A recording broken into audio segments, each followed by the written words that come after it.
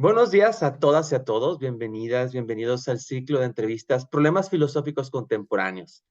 Este espacio se abre gracias al impulso de la licenciatura en Filosofía a Distancia, perteneciente al Instituto de Filosofía.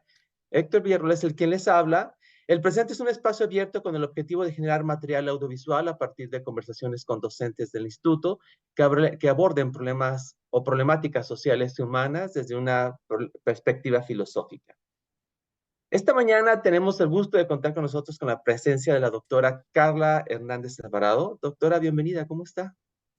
Hola, ¿qué tal, Villarruel? Súper contenta, la verdad, de estar otra vez conversando contigo. Eres un excelente conversador. Entonces, bueno, yo encantada de encontrarme nuevamente contigo y a propósito de estar en el marco del Instituto de Filosofía. Muchas gracias, doctora. Bueno, ¿quién es la doctora Carla Hernández Alvarado? Tenemos aquí que ella hizo tiene estudios de licenciatura en filosofía por la Universidad Intercontinental, maestría y doctorado en filosofía por la UNAM. Sus líneas de interés o investigación son ética, la filosofía política, filosofía de la tecnología, que es algo de lo que vamos a hablar hoy, y pensamientos de Hannah Arendt y el doctor Gunther Anders. No sé cómo se pronuncia eso en alemán. Sí, Gunther Anders, ajá, sí. Cuenta con muchísimas publicaciones, entre ellas es Los Rostros del Mal, de la revista Intersticios, Ticios. Ujú. ajá. Un artículo que se llama Paria Consciente, condición decisiva para reconceptualizar el mal, en la misma revista.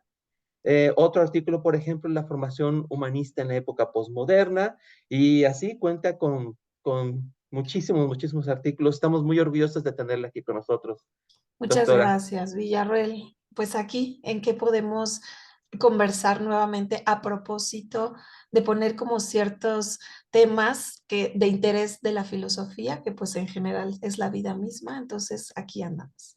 Gracias, doctora. Bueno, el día de hoy tocamos un tema muy importante que es el de los avances tecnológicos como problemas filosóficos. Ah, Doctora, muy bien, muy bien. gracias, doctora. Doctora, una pregunta. ¿De qué forma la tecnología está transformando nuestra visión y comprensión del mundo? ¿Qué nos dice de ello?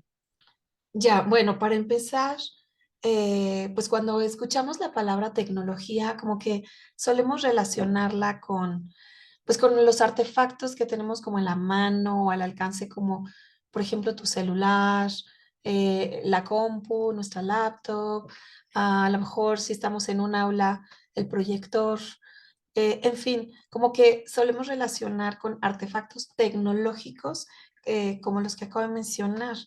Sin embargo, pues van más allá de estos artefactos como los que cité, pero por ejemplo, nunca nos hubiéramos imaginado que también un artefacto tecnológico es nuestro perro, ¿no? Aunque suene así de, ¿cómo nuestro perro? Pero, ¿en qué sentido? Y a eso voy con tu pregunta de cómo nos puede estar modificando, ¿no? Podemos estar modificando la realidad. ¿Por qué nuestro perro, por ejemplo, o nuestro gato?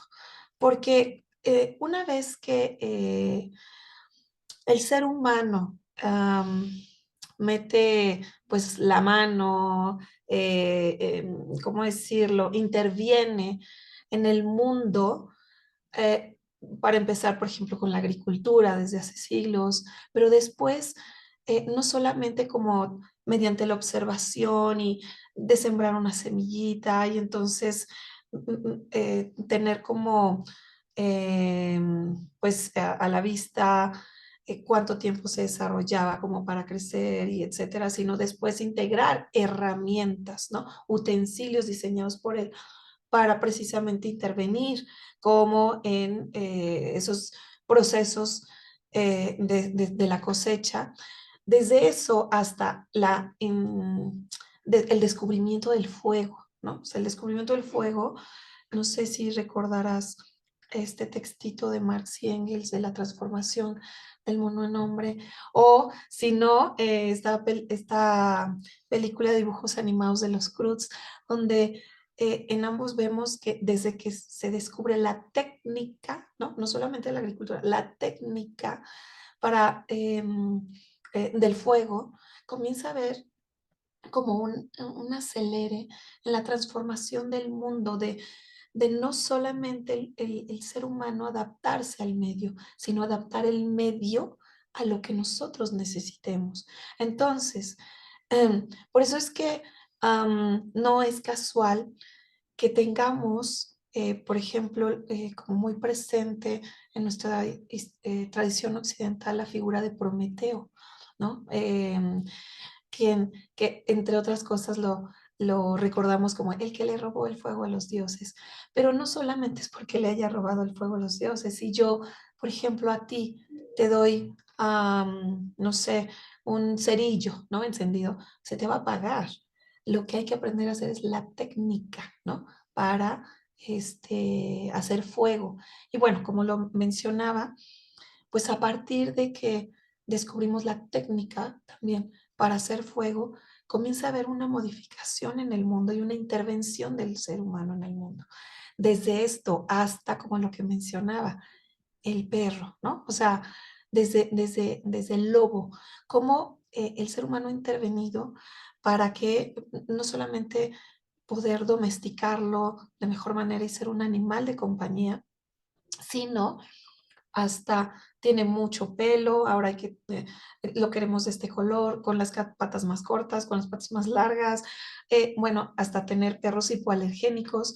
¿Por qué? Porque soy alérgico a los perros, pero me gustan. Entonces, ahí no es que haya sido como una evolución del perro de manera natural, hemos intervenido. Por eso es que menciono que ahí ha habido eh, una intencionalidad en la intervención, en la modificación, hasta, ahora sí me voy, a los artefactos tecnológicos. Y ahí es donde recupero tu pregunta, porque de qué manera entonces podría estar modificando como mi percepción de la realidad. Y ahí nos vamos a ir, por ejemplo, a cuestiones que tienen que ver con crear artefactos precisamente para am, crearnos otra realidad o mediante los artefactos incluso que empuñamos como un celular y nuestras redes sociales, ahí podrían, no podrían, ya están acumulando datos por nuestra parte, pues no sé, de lo que nosotros les vamos dando como like a las publicaciones, incluso de lo que escuchan de nuestras conversaciones. No sé, si yo necesito unos audífonos, créeme que en el resto del día me van a salir sugerencias de audífonos en el mercado, ¿no? Entonces, yo ahí ya hay una mediación por parte de lo que me van a estar ofreciendo. Ya detectan que yo busqué unos audífonos, pues entonces ya me van a estar, ya van a estar interviniendo, por así decirlo, en la decisión o la elección que yo tome de los audífonos que voy a comprar.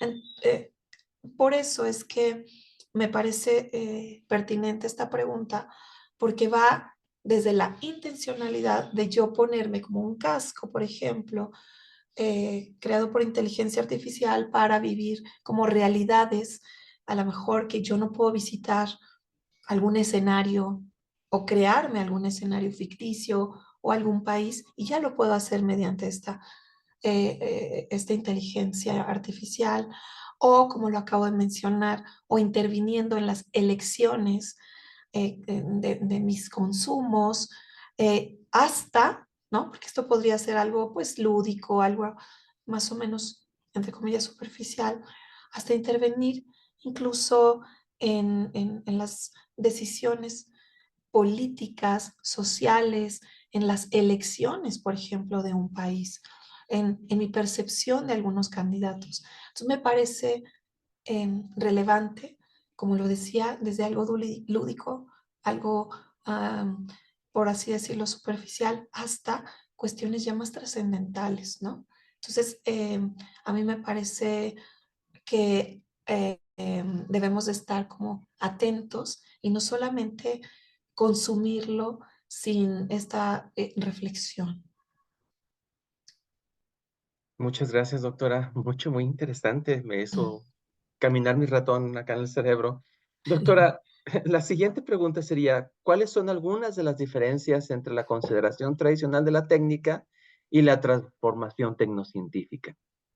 Ya, bien, pues recuperando un poco lo que mencionaba hace unos momentos, a ver, primero la consideración de la técnica, como lo expuse, pues va desde la técnica de hace siglos en la agricultura, donde ya hay una intencionalidad por parte del ser humano en esto, en intervenir en los procesos para una mejor cosecha y el aprovechamiento de la naturaleza a nuestro favor, eh, hasta ya la consideración ya más reciente o moderna, ¿no? Por así decirlo, donde ya estamos comprendiendo el elemento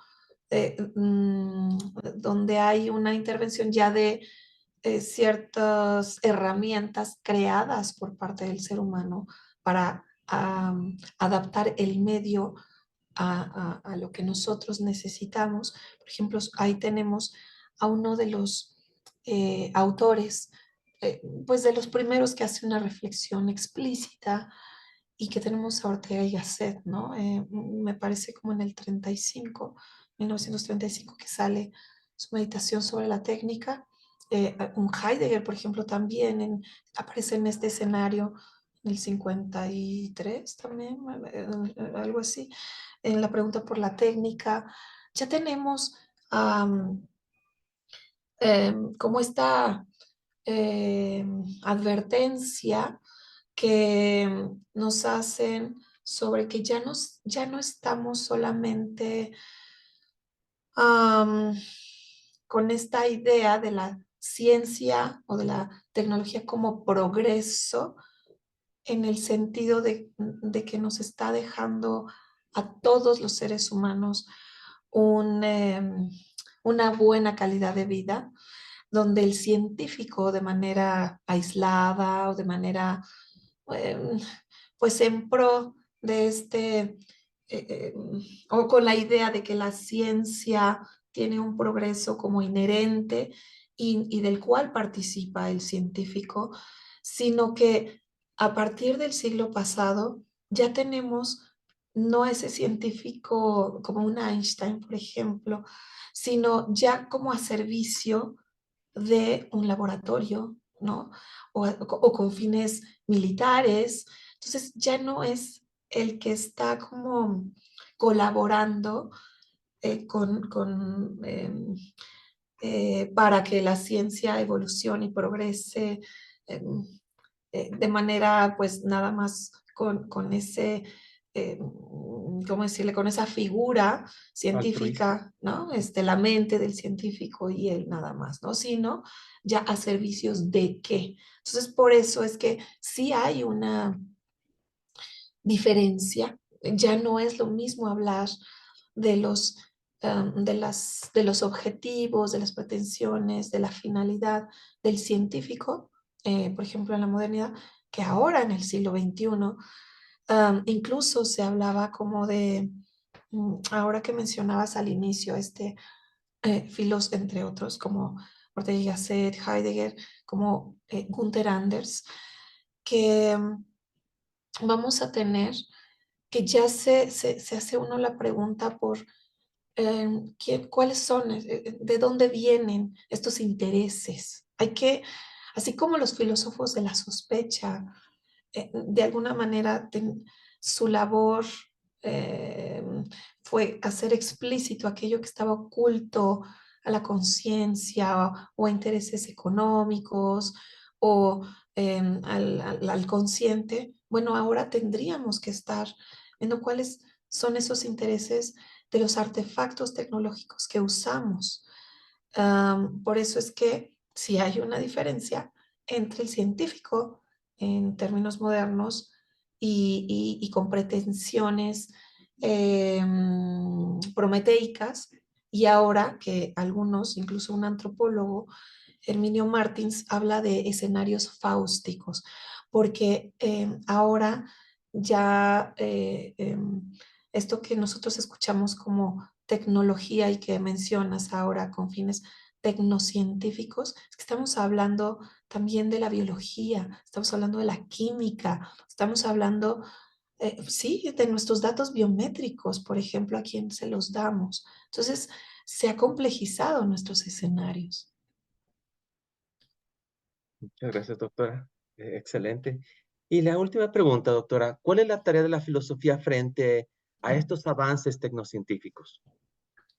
Ya, pues demasiado oportuna, pertinente y sobre todo relevante la tarea, porque pues así como no sé, el que hace o el que consideramos que es político o que nosotros luego solemos expresarnos como la política de que dejárselo a los políticos. Bueno, el político no se pregunta qué es la justicia, qué es la democracia, o no suele, ¿no? Le corresponde a la filosofía política, por ejemplo, o desde la filosofía política eh, cuestionar. Bueno, pues de igual forma, o no sé si de igual forma, pero de manera similar, el tecnólogo no se hace como estas preguntas, por ejemplo, que tienen que ver a un nivel ético. O sea, por ejemplo, en realidad necesitamos, ¿no?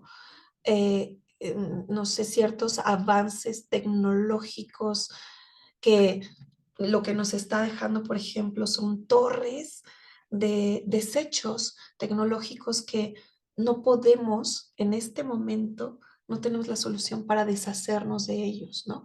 Gunther Anders hablaba de que el problema para el ser humano, ¿no? Desde el siglo pasado, ya no es qué podemos hacer, qué podemos fabricar, qué podemos producir con el uso de la tecnología, no, sino ahora cómo nos podemos deshacer de, porque si nosotros pretendemos hacer un celular que ahora sea flexible o que sea con no sé cuántas cámaras, lo podemos hacer ya. O sea, ¿qué es lo que necesita el consumidor? ¿Qué es lo que están pidiendo los clientes? Y pareciera que hay un imperativo tecnológico, ¿no? Lo que se puede hacer, se debe hacer. Ahí es donde entra la filosofía y se debe hacer. En realidad lo necesitamos.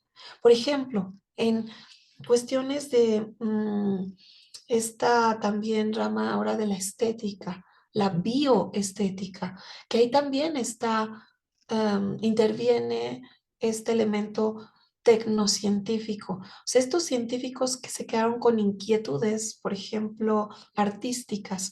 Hay no sé si lo conozcan, pero hay un científico, Eduardo Kac, un brasileño, que pues con inquietudes artísticas dice, ¿por qué no hacer un conejo, ¿no? Ver qué resulta de, perdón, pero no tengo los categorías, ¿no? Que utilizaría un científico, pero como de mezclar un gen de un conejo con una medusa, ¿no? Y entonces es lo que hace y lo que resultó fue un conejo fluorescente. Si ustedes buscan en Google conejo fluorescente, les va a aparecer un conejo que es como verde, amarillo, fluorescente, y no es un dibujo. En realidad sí existió, o no sé si todavía exista, este conejo que en realidad era una coneja, ¿no? Su nombre es Alba, y esto es lo que resultó en el laboratorio. Bueno, pues esto es una obra artística, ¿no? Con eh, la intervención de un científico con inquietudes artísticas. Y ahí es donde el filósofo te dice, a ver, eh, perdón, pero es necesario, claro, y quienes están del lado de la bioestética podrían decir, bueno, ¿y cuándo se han metido para, no sé, los filósofos para decir si una obra artística, si una obra de arte ahí tienen que estar valores éticos o no? ¿Por qué ahora se tendría que hacer en cuanto al arte, pero también en cuanto a la ciencia? ¿Qué tiene que decir la filosofía?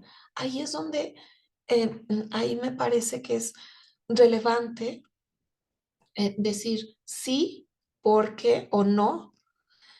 Desde mi parecer, me parece que bueno, pues sí, desde mi opinión me parece que sí, porque am, una vez que hay la intervención de modificar el mundo en algo, por ejemplo, en, pues, en la genética, ¿no? Y ahora en el ejemplo del conejo, por algo no hay conejos, no existen conejos fluorescentes, ¿no? No lo sabemos si ahora, ¿no? Si Alba, que de hecho ya tuvo conejitos, ¿no? O sea, ya hay más conejitos fluorescentes. Si estos conejos de laboratorio comienzan a rondar por el mundo y si en algún momento supongamos que los conejos ya fueran fluorescentes, no sabemos si van a ser más una presa fácil para sus depredadores y en algún momento podamos tener como conejos en extinción. No lo sé, ¿no? O sea, ahorita es como algo que se me viene a la mente. Y así otras cosas. O sea, a lo que hablaba es que este imperativo tecnológico del que habla Gunther Anders de lo que se puede hacer, se debe hacer, yo lo tornaría en pregunta desde la filosofía. Si podemos hacer, no sé, em, mariposas que se vean más bonitas, color lila con motitas verdes, ¿lo debemos hacer? No lo sé, ¿no? Am, claro que no todo, y ahí es donde me parece que la filosofía nos ayudaría a iluminar para cómo normar estas prácticas, porque no todo podría resultar con consecuencias negativas. Por ejemplo, la insulina, en la insulina, ¿no? Que gracias a que hemos hecho de estos avances tecnocientíficos, es que las personas que padecen diabetes pueden tener esta insulina donde fue gracias a este descubrimiento, ¿no? O, por ejemplo, ahora que se habla de ingeniería genética, bueno, pues ahí es donde la filosofía puede ayudar como a ver estos límites, estos matices y también preguntarnos por las implicaciones, por las consecuencias que normalmente pues estamos como ávidos de, ay, si hacemos esto y entonces ahora podemos hacer lo otro, ¿verdad? Pero las implicaciones en el mundo, creo que esa es una de las mm, eh, preocupaciones que se podrían atender desde la filosofía. Muchísimas gracias, doctora. Este, Mm, no quisiera hacerle muchas preguntas porque entiendo que está su voz ahí recuperándose, mm. pero ha dejado muchas preguntas en mi cabeza y seguramente a todas las personas que nos están escuchando también, lo que es muy positivo. Creo que ahora nos estamos preguntando cosas que no sabíamos que nos podíamos preguntar y le agradezco por eso, doctora. Muchas Eh, gracias, Villarreal. Muchísimas gracias por haber Mm, atendido esta cita. Y pues, bueno, a nombre de las autoridades del Instituto de Filosofía, del padre Jesús Montes, rector, y padre Benjamín Rivera, decano y vicerrector de estudios, muchas gracias. Doctora, hasta la próxima entrevista. Muchas gracias por escucharnos. Muchas Cuídese gracias, mucho. Villarreal. Se quedan pues varias, efectivamente, como varios escenarios que tenemos muchos ejemplos y ojalá y después también de manera particular se pueda hablar como de estos, o sea, de esos temas, por ejemplo, como lo mencionaba, ¿no? De la terapia génica, de la bioestética, o sea, ya ejemplos concretos que son bien interesantes y que la filosofía podría estarse haciendo preguntas en relación a ellos. Muchas gracias, Villarreal. Pues gracias a usted, doctora. Pues perfecto. Pues yo creo que ha plantado la semilla en nuestro intelecto de la filosofía con la pregunta acerca de todas esas cuestiones éticas, morales y de posibilidad, ¿verdad? Muchísimas gracias, doctora. Que tenga muy bonito día. Gracias, Villarruel. Hasta luego. Hasta luego.